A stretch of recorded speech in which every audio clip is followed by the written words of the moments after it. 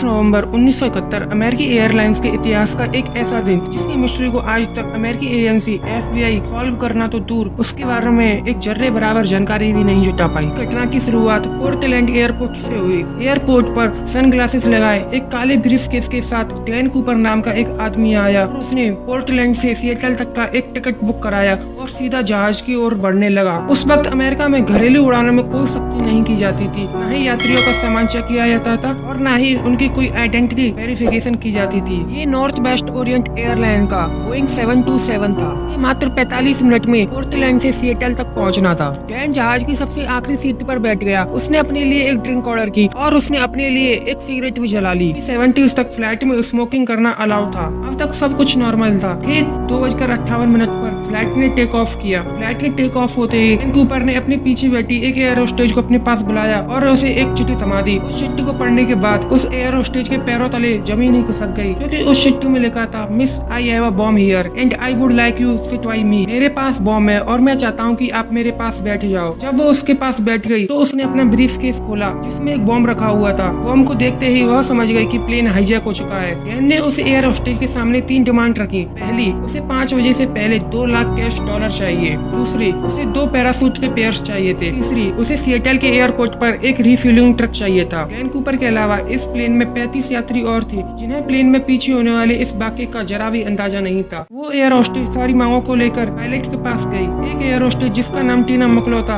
अब वो Dan Cooper के पास आकर बैठ गई, जो डैन और पायलट के बीच में मैसेज पहुंचाने का काम कर रही थी। यह अमेरिकी इतिहास की पहली हाईजैकिंग थी, इसलिए FBI ने तय किया कि हाईजैकर की सारी डिमांड पूरी की जाए, क्योंकि उनको लग रहा था कि डैन कूपर उनसे भागकर ज्यादा दूर नहीं जा पाएगा। फ्लाइट जिसे 45 मिनट में ही सिएटल में लैंड होना था, अब वह लगभग 1.5 घंटे से एयरपोर्ट के इर्द गिर्द घूमती रही। जो यात्री इस घटना से अनजान थे उन्हें बताया गया कि कुछ तकनीकी खराबी की वजह से फ्लाइट को लैंड होने में देरी हो रही है। इस दौरान सिएटल बैंक से 20-20 डॉलर के 1000 नोट इकट्ठे कर लिए गए, के सीरियल नंबर नोट कर लिए गए और एक करीबी स्काई डाइविंग क्लब से 2 पैरासूट की जोड़ियों का इंतजाम कर लिया गया। 5:45 पर फ्लाइट को लैंड कराया गया और वादे के मुताबिक डैन कूपर को 2 लाख डॉलर और 2 पैरासूट की जोड़ियां दे दी गयी। साथ ही साथ फ्लाइट को रिफ्यूल भी कर दिया गया। मांगे पूरी हो जाने के बाद डैन ने 35 पैसेंजर और 2 फ्लाइट क्रू को उतरने की अनुमति दे दी। पायलट और 2 फ्लाइट क्रू को जहाज में ही रहने को कहा। इस वक्त तक रात हो चुकी थी और फ्लाइट फिर से टेक ऑफ हो चुकी थी। डैन ने अपने पास बैठी एयर होस्टेज के जरिए पायलट तक मैसेज पहुंचाया कि वह फ्लाइट के लैंडिंग गियर खुले रखे, फ्लाइट की ऊंचाई 10,000 फीट हो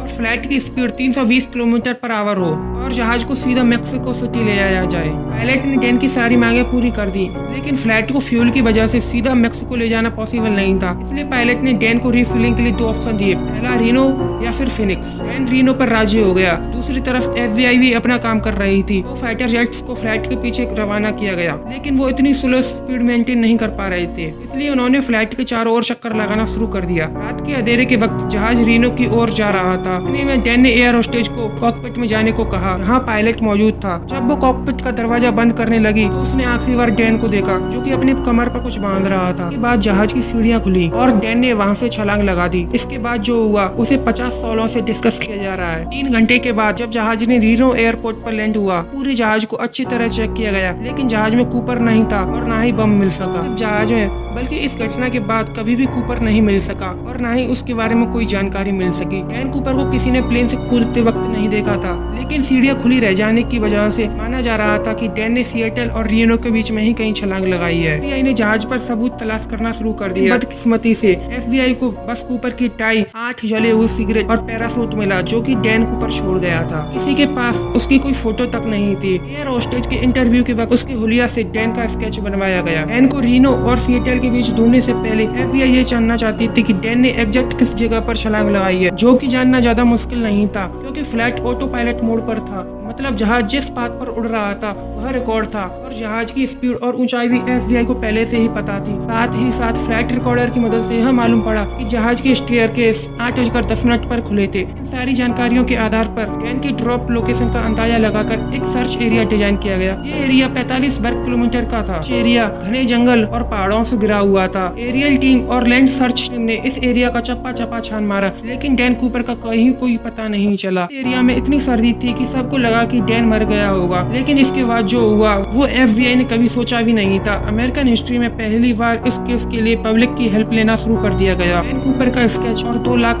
के सीरियल नंबर अखबारों में छपवाए गए और डैन कूपर के बारे में कोई भी जानकारी देने पर इनाम देने का वादा किया गया, लेकिन उन सीरियल नंबर का एक भी नोट द्वारा नहीं देखा गया। डैन कूपर जैसे दिखने वाले लोगों से पूछताछ की गई, लेकिन कोई ज्यादा खास जानकारी नहीं मिली। लोगों का कहना है कि कूपर एक ट्रेंड कमांडो था, क्योंकि वो जिस पैराशूट को लेकर कूदा था उसे सिर्फ ट्रेंड लोग ही इस्तेमाल कर सकते थे। लोगों का मानना है कि डैन कूपर एक टाइम ट्रेवलर था। में क्या सोचते हो कमेंट करके जरूर बताना, और अगर आप चैनल पे नए हो तो सब्सक्राइब जरूर कर लेना। वीडियो को लाइक करना बिल्कुल भी मत भूलना।